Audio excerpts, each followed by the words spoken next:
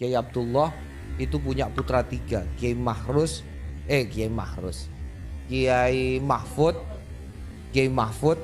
kemudian Kiai Dimyati, kemudian yang ketiga Kiai Dahlan. 3 ini karena 3-3-nya ini sebelum berangkat ke Hijaz bersama bapaknya, ini yang luar biasa, bapaknya Kiai Abdullah itu sangat ngalim sekali, tetapi nganter putranya 3 ini untuk mondok di Hijaz.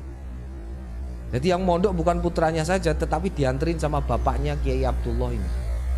Nah, menariknya Kiai Abdullah itu putranya Mbah Abdul Manan. Mbah Abdul Manan itu orang pertama dari Nusantara yang kuliah di Al-Azhar.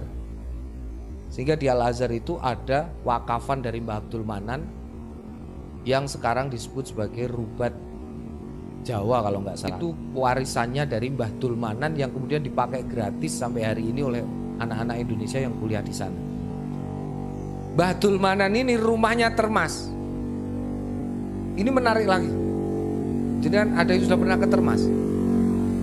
Termas itu pelosok, ya Allah Gusti. Pelosok. Aduh lor, aduh kidul, bentahun mesti banjir. Lu aneh, Mbah Abdul Manan iku kok roh ana jenenge Azhar panggone nggone Mesir. Lu numpak apa?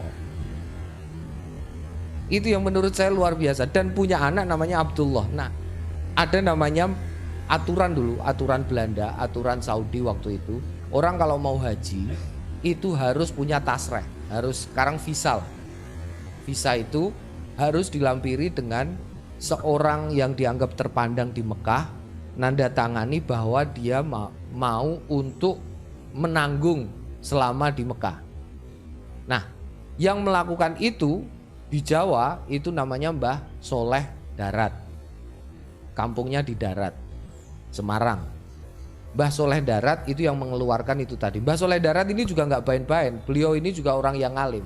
Sehingga kemudian sambil nunggu kapal selama hampir 1 tahun, 3 orang putra Kiai Abdullah ini ditaruh tempatnya Mbah Soleh Darat.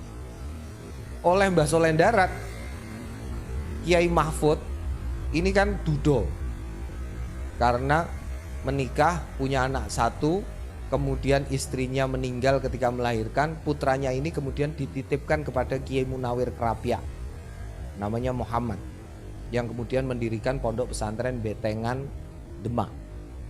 Itu dudo kemudian mau diambil menantu sama Mbah Soleh Darat.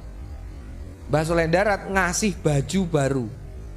Pot iki sesuk kowe nek mangkat munggah kapal, klambi iki nggonen. Oleh Mbah Mahfud, klambi iki ketoke apik, ndelok adike sakake. Adike sing cilik dhewe namanya Dahlan ini kemudian dikasih ini. Lan, kowe ketoke gak duwe klambi, nyoh iki sesuk nggo ya. Klambi anyar kok Mbah Yai. Yo Kak. Ternyata itu adalah isyarat. Ketika Mbah Dullah ke situ mau berangkat, Mbah Soleh bilang, "Iku engko sing nganggo klambi anyar tak pek dadi mantuku lho. Aja suwe-suwe ning gone Mekah." Ternyata yang keluar Mbah Dahlan. Loh, kok sing iki? Ya ora apa-apa, padha-padha anakem tak peke. Akhirnya yang jadi menantunya Mbah Soleh Darat itu Mbah Dahlan, yang kemudian mengajar di darat. Makanya ini yang menjelaskan kenapa Darwis, santri Darwis ketika pulang dari Hijaz itu kemudian merubah namanya menjadi Ahmad Dahlan dan kemudian mendirikan Muhammadiyah, karena ngefan sama gurunya yang ahli falak Mbah Dahlan nih.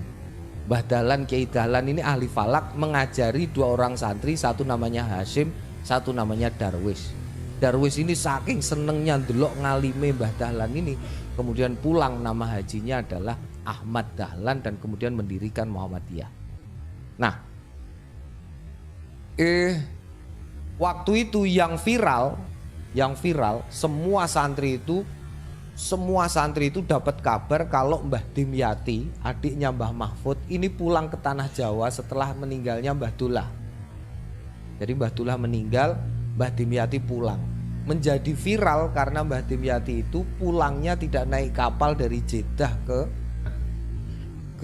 Termas, tidak, tetapi pulangnya muter ziarah dulu ke Bukhara, ziarah dulu ke Cina, Sa'ad bin Abi Waqqas, kemudian jalan, kemudian belajar kejadukan di